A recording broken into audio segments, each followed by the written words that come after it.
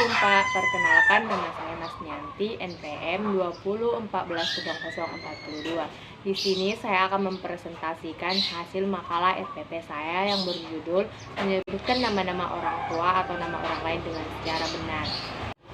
Pengertian nama adalah sebutan atau label yang diberikan kepada benda, manusia, tempat produk, misalnya merek produk, dan bahkan gagasan atau konsep yang biasanya digunakan untuk membedakan satu sama lain.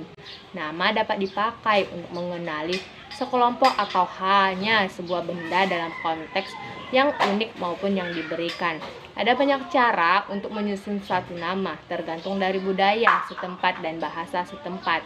Sebuah nama dapat memiliki banyak variasi dalam berbagai bahasa. Biasanya dapat membuat satu nama menjadi unik. Orang juga membuat variasi mereka sendiri terhadap satu nama yang telah ada.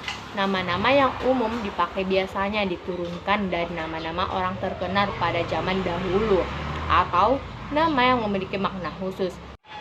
Nama yang diturunkan dari nama-nama orang pada zaman dahulu biasanya bersumber dari ajaran agama ataupun sejarah suatu daerah tersebut. Selanjutnya, tujuan kasih sayang orang tua.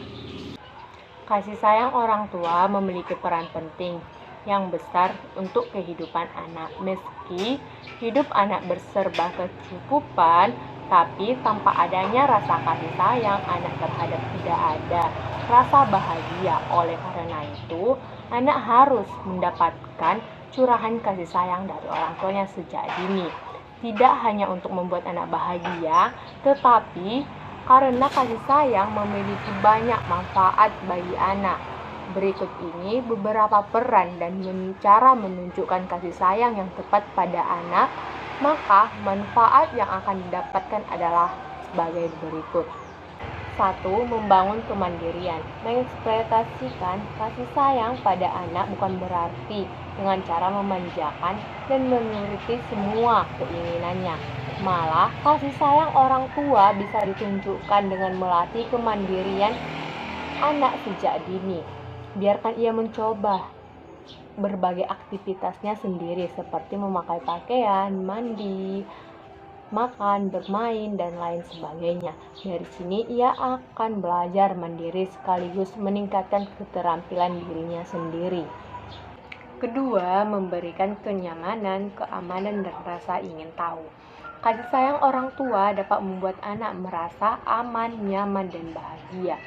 Hal ini karena anak merasa dicintai oleh ayah dan ibunya, sehingga akan menjadikan ia tidak mudah takut dan jika menyakiti orang lain, lebih sering tersenyum dan tidak mudah marah.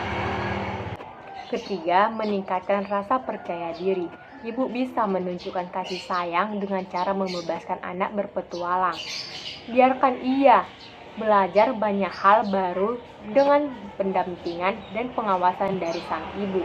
Kegiatan tersebut akan membantu meningkatkan kepercayaan diri anak yang tumbuh menjadi anak yang mudah bergaul, percaya diri, dan tidak mudah menghadapi tantangan dalam hidupnya. Keempat, menciptakan pribadi tangguh. Saat anak merasa bahagia, maka resiko ia mengalami stres pun akan kecil. Curahan kasih sayang, orang tua akan memberikan energi positif pada anak yang dapat menjadi sosok yang positif juga. Pribadi tangguh. Saat anak merasa bahagia, maka resiko ia mengalami stres pun akan kecil. Curahan kasih sayang, orang tua akan memberikan energi positif pada anak yang dapat menjadi sosok yang positif juga.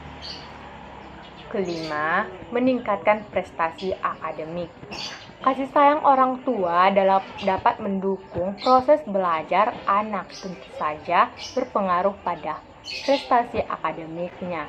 Saat ibu modal anak, maka ibu pasti akan mendampingi, mengarahkan, dan memberikan fasilitas belajar yang anak sekolah dapat belajar secara maksimal, baik di rumah maupun di sekolah. Otomatis, anak pun jadi bersemangat untuk belajar, sehingga prestasinya pun akan meningkat. Keenam, menumbuhkan rasa sayang dan peduli dalam diri anak. Rasa sayang dan kepedulian yang diberikan oleh orang tua akan menjadi contoh bagi anak untuk berperilaku. Ia akan melakukan hal sama dari apa yang ia lihat dari ayah dan ibunya. Anak untuk menunjukkan kepedulian dan rasa sayang kepada orang lain. Anak tidak akan menjadi egois pribadi, lebih menghormati, tidak suka menyakiti, dan lebih memahami orang lain di sekitarnya. Selanjutnya, latar belakang pemberian nama. Pemberian nama tidak terlepas dari latar belakang sosial. Seperti halnya latar belakang sosial bahasa yang berpengaruh terhadap penciptaan sebuah nama.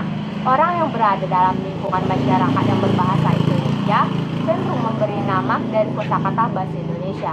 Orang yang berada dalam lingkungan masyarakat berbahasa Jawa cenderung memberikan nama yang berasal dari kosakata bahasa Jawa. Begitu juga dengan lingkungan masyarakat lainnya.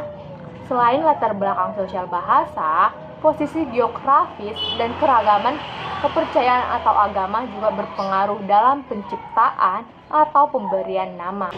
Nama mengandung sebuah harapan. Tentunya harapan itu merupakan harapan yang baik. Jika harapan yang diinginkan tidak sesuai, bahkan terjadi suatu hal yang tidak diinginkan ataupun kurang baik pada penyandang nama, maka orang bisa mengganti namanya dengan nama yang baru. Ini banyak terjadi pada masyarakat.